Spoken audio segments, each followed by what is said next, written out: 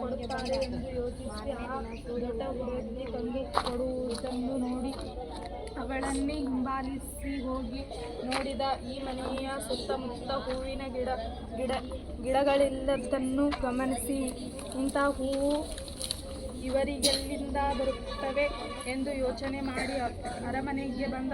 ಮಾರನೇ ದಿನ ಸೂರ್ಯ ಹುಟ್ಟುವ ಮೊದಲೇ ಹೋಗಿ ಹುಡುಗಿಯರಿದ್ದ ದೊಡ್ಡ ಮರದ ಮೇಲೆ ಕುಳಿತುಕೊಂಡ.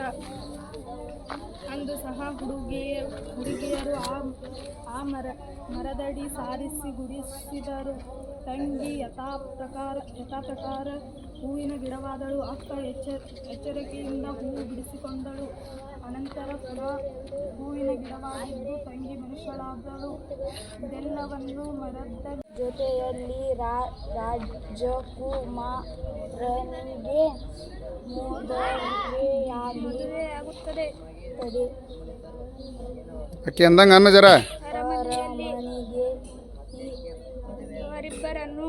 ಅವರಿಬ್ಬರನ್ನು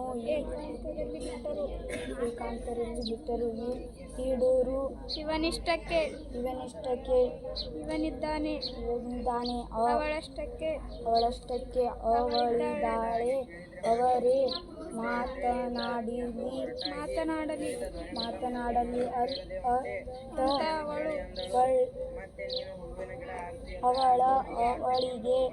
ಅವಳೇ ಮಾತಾಡಲಿ. ಮಗ ಎಲ್ಲೋ ಹೊರಗೆ ಹೋಗಿದ್ದ. ಆಗ ದೊರೆಯ ಮಗಳು ತನ್ನ ಸ್ನೇಹಿತರಿಗೆಲ್ಲ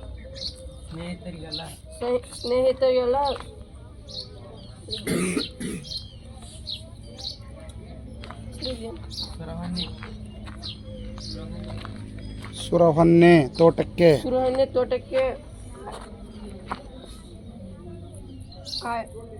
ಉಯ್ಯಾಲೆ ಆಡಕ್ಕೆ ಹೋಗೋಣ. ನಮ್ಮ ಅತ್ತೆಗೆ ಹೂವಿನ ಗಿಡ ಹಾಕ್ತಾಳೆ. ನೀವೆಲ್ಲರೂ ಬನ್ನಿ. ಘಮ ಹಣ್ಣೆ ಹೂವು ಬೇಕಾದಷ್ಟು ಕೊಡ್ತೀನಿ ಅಂದಳು. ತಂಗಿ ದೇವರನ್ನು ನೆನೆದು ಕುಳಿತಳು. ಅಕ್ಕ ಒಂದು ಬಿಂದಿಗೆ ನೀರನ್ನು ಅವಳ ಮೇಲೆ ಸುರಿದಳು. ಸರಿ ಹೂವಿನ ಗಿಡವಾದಳು. ಅಕ್ಕ ಸುಳಿ ಎಲೆಯ ತೊಟ್ಟು ಮುರಿಯದೆ ಹಾಗೆ ಹೂವನ್ನು ಬಿಡಿಸಿಕೊಂಡಳು. ನಂತರ ಮತ್ತೊಂದು ತಂಬಿಗೆ ನೀರನ್ನು ಗಿಡದ ಮೇಲೆ ಸುರಿದಳು. ಎಂಥ ಸ್ಥಿತಿಯಂತೆ ತಂಗಿ ಲಕ್ಷಣವಾಗಿ ಮನುಷ್ಯಳಾದಳು. ಅನಂತರ ಇಬ್ಬರು ಆ ಹೂವನ್ನೆಲ್ಲ ಬುಟ್ಟಿಗೆ ತುಂಬಿ ಮನೆಗೆ ತಂದರು. ಇಬ್ಬರು ಸೇರಿ ಹೂವು ಕಟ್ಟಿದರು. ಎಲ್ಲಿಗೆ ತೆಗೆದುಕೊಂಡು ಹೋಗಿ ಮಾರಲಿ ಅಂದಳು ದೊಡ್ಡವಳು.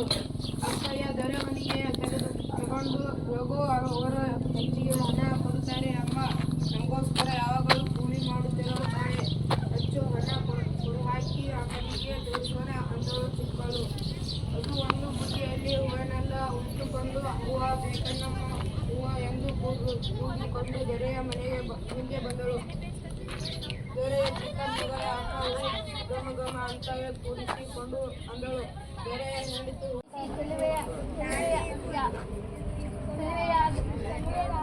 ತಿಳಿವೆಯಾದ ದಾಸಿಯರನ್ನು ಸೇವೆಗೆ ಕಳುಹಿಸಿದಳು.